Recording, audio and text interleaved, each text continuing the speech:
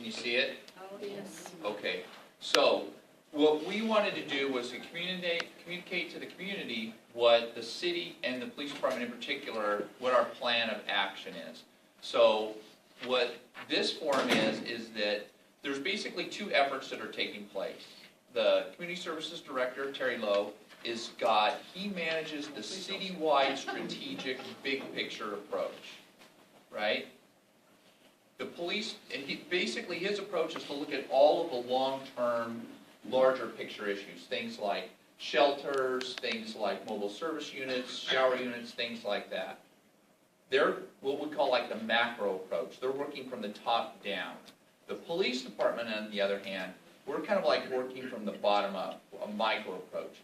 Our approach to homelessness, as I'm going to explain, is one person at a time, right? So the plan is community services top-down approach, the police department's bottom-up approach, we end in the middle, or we integrate in the middle, and then that's what's going to really make a difference, and we're going to really be able to accelerate a comprehensive plan.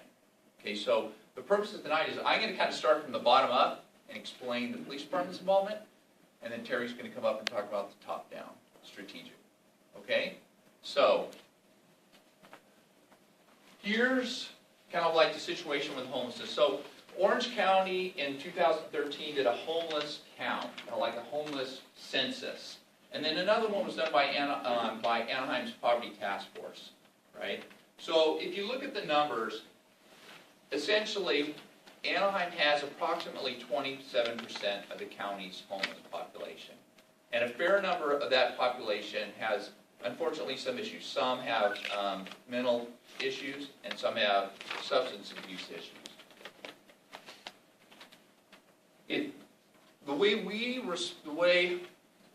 So let me talk really quick about Kelly Thomas. This has nothing to do with Kelly Thomas, right? Anaheim Police Department's approach to homelessness and our initiative is independent of that.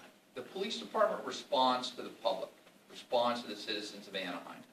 So if we look at the calls for service over the past 2 years with respect to homelessness, it's gone up 27% between 2013 and 2012. Significant drop. So with or without what took place in Fullerton, Anaheim needs to do something. Our citizens are calling the police department saying we want something done. This is our response to that. So again, it was significant.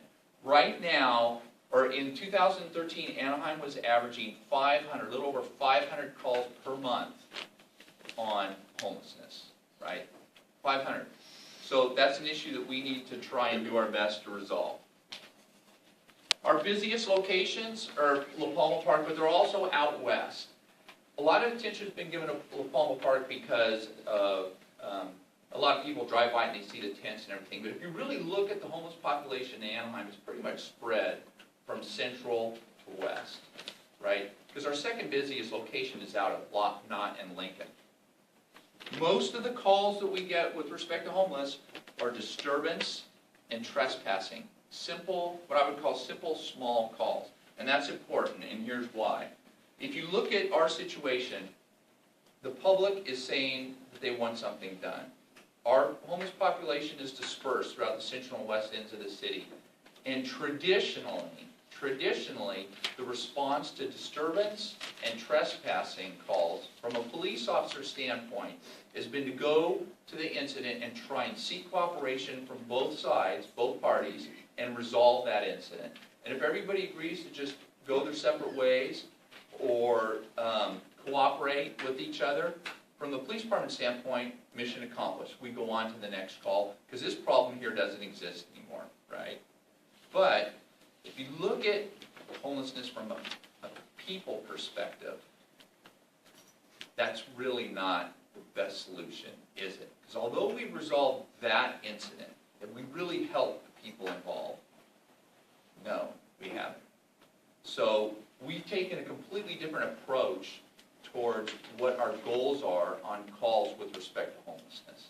We no longer just focus on resolving the incident. Our goal now is, how do we help this person off the street? Again, we're part of a larger citywide homeless strategy that's led by Community Services, and then our contribution is through three things. The outreach that we try and broker We basically go to the calls, talk to the people, find out what their needs are, and then we reach into the service providers that work with the police department, and we try and match services to needs, right? And then community education, that's what this is about. We want the public to know what our approach is and what we're doing. Okay, so here's our structure. We created what we call a homeless outreach team, right? The homeless outreach team is led by Sergeant Mike Lazo, who's in the back of the room.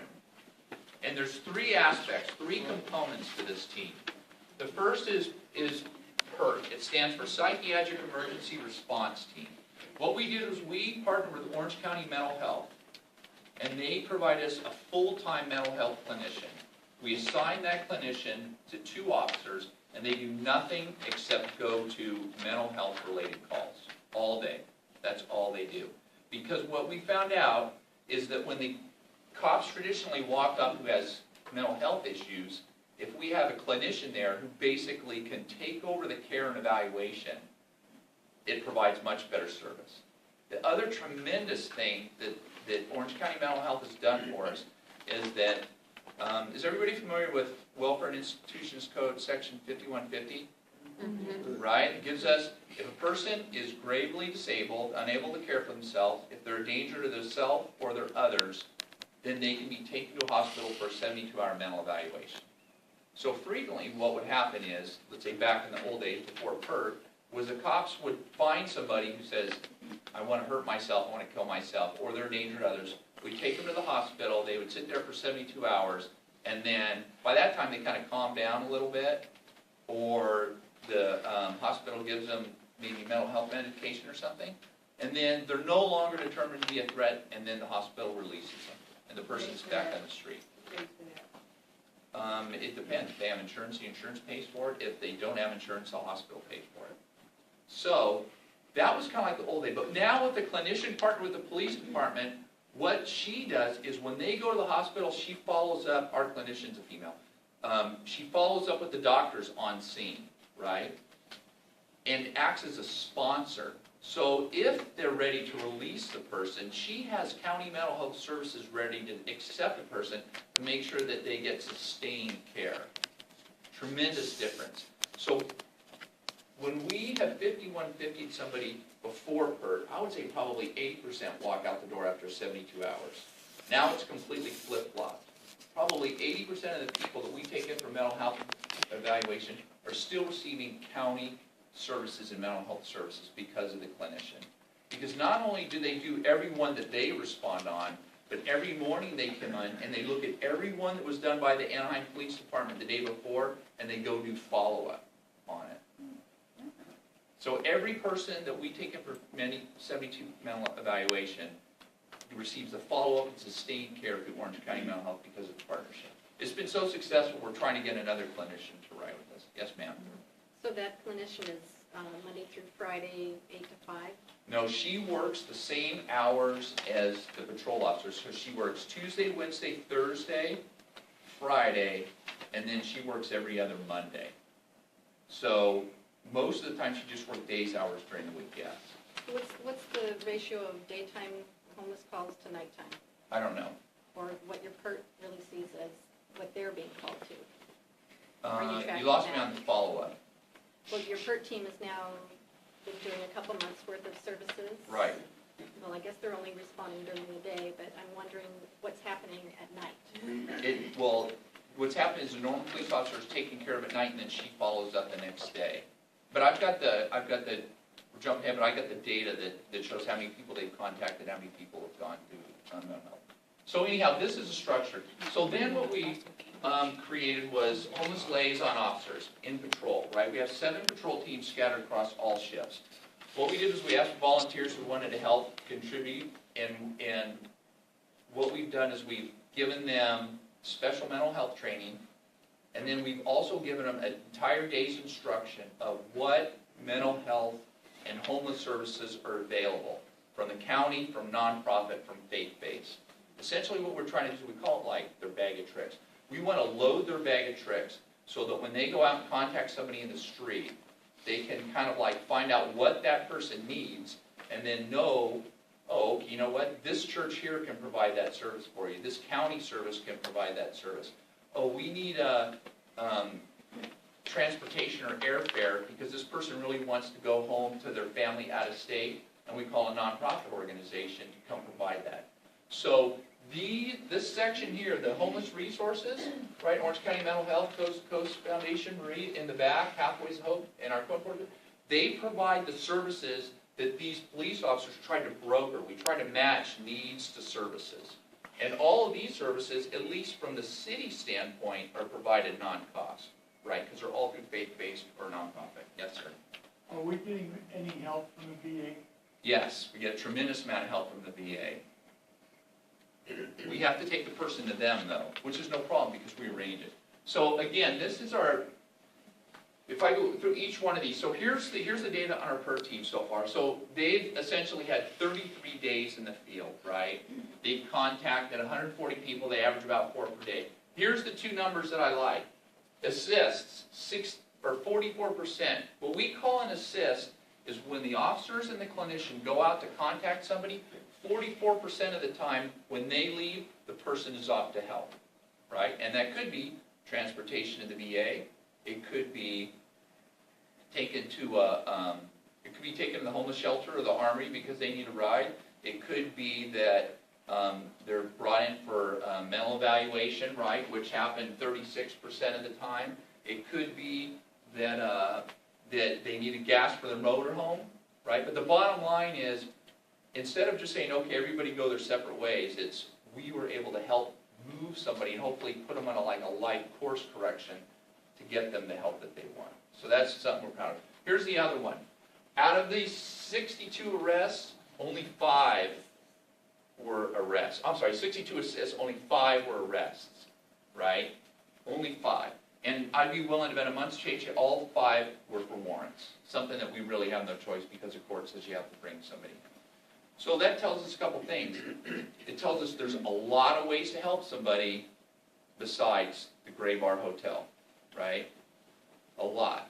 And we want to take advantage of that because from a police department standpoint, this is really the worst option for us. Because if we arrest somebody, they go in the cell, then they go through the court system, and they come back out, but have they been helped really, right? Are they on a better path to life? Chances are probably not. But if we can get them services, either through the VA, through mental health, through sober living home, then that's what we want, right? Because our goal is to help them get off the street, if they want to. What do you do if they refuse help? What we try and do, that's a tough nut to crack. Some people, well, let me back up. It's not against the law to be homeless, right? That's a choice people make. So we can't force it. If they don't want to talk to us, we don't talk to them. However, what we do try and do is we try and determine if the refusal is truly, this is a lifestyle I choose and I don't want your help, leave me alone, or if it's maybe they don't trust the police or they're afraid that they're going to be tricked or something. Because if it's that, then we try and build a rapport and we spend time with people and try and get them the help that they need. We're trying to overcome those obstacles. But if they flat out say, no, I like living in the park and that's where I want to live and I don't want any help and I don't need any help, that's their choice. We can't force it upon anybody. What happens if they're illegal? We don't care. I mean, that doesn't make any difference to us. The person's a person. A call for service is a call for service. Frankly, from our standpoint, police department standpoint, it doesn't make any difference. And that's not even in our playbook. Yes, sir? 2 questions. Number 1, you said that a great number of homeless are in the intersection of Lincoln and Knott. At what branches of that intersection did you have reference to? And the second question is, how many of the homeless are in our park systems?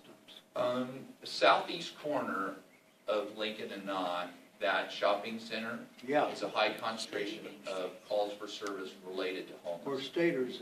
Exactly. The second question, how many are in the parks? We don't know. That changes all the time. And we, the police department, have not done a head count, right? Anaheim Poverty Task Force does that. Again, it's kind of like we're call-driven, we're public-driven.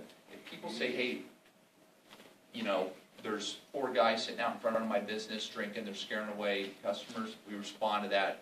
We try and figure out what we can do to help that person off the street, and we do the best we can to do that, right? Same thing with the parks. We get a lot of complaints, hey, there's like a camp going up behind the park, or there's a vacant lot. We respond to that. We respond to the public. When we don't get calls, and the PERT team or the homeless liaison officers aren't chasing calls, their job is to go proactively to those areas that they know that homeless will congregate, and contact the people and talk to them, and try and do the assessment and find out, you know, how can we help? Yes, ma'am. What about now, I'm seeing a lot of bus stops, especially with first involved, they're overtaking the benches for the people. I see them, and I see the people waiting for the bus standing over here. Right. Is that, anything you know about that? Well, yeah, we contact them and try and see what we can do to help them, right? But, I mean, frankly, they have as much right to the bus bench as anybody else. And if they don't want our services, if they don't want us around, they're not breaking any laws, right? However, if we do find that they could use help, and they are interested, then we try and pursue that as much as we can. But the homeless liaison officers and the psychiatric emergency response team, when they drive by and they see that, they go out and they approach the person, they try and make contact to help them. I was just wondering. Okay, so homeless liaison officers, again, they get special training. The way it works in our police department is there's homeless liaison officers spread across every team. Any call related to homeless, our dispatch center tries to send one of these regardless of geographic. So you know, like cops have beats and stuff like that. It doesn't matter what beat you're in. If you're available and you're a homeless liaison officer, we have a homeless related call, they send the person. And the theory is, some cops got to go, right? So why not send somebody who has a bag of tricks to hopefully help somebody, right? We have 500 chances a month to help people. So why not maximize that with as much as we possibly can? So that's the approach that we're taking. Yes, sir. First of all, you started out, why do you think it's from central to west? Why is it not up in the hills?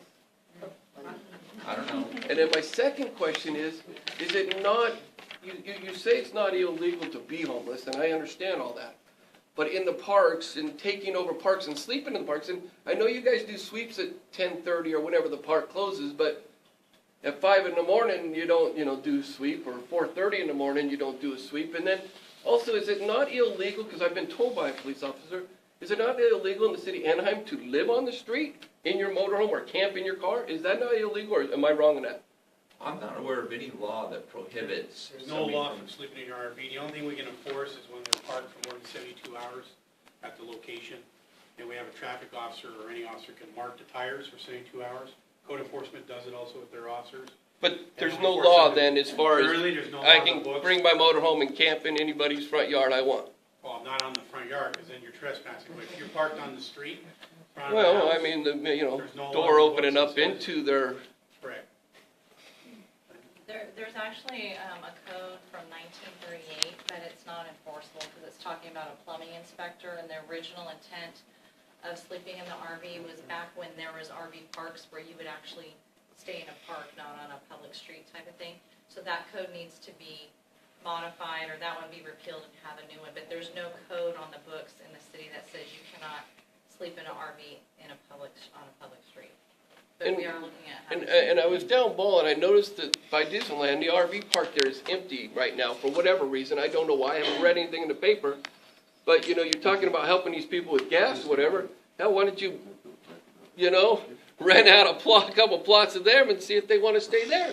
Help them maybe get some kind of permanent place where they can then go and leave their stuff and go on and get, help, jobs, whatever it takes. I think we're all compassionate enough that we want these people to get some help, but like the one lady said, what happens if they don't want help? Then is it who lived in West Anaheim for 52 years, coached and played and enjoyed the park for 52 years and basically wanted to be gone now because they're not good neighbors. They don't play by the same rules as me. I mean, Well, I mean, the bottom line for us is if they don't want help, they don't want our involvement, and they're not breaking any laws that we can enforce, we can try and seek cooperation and dialogue with them.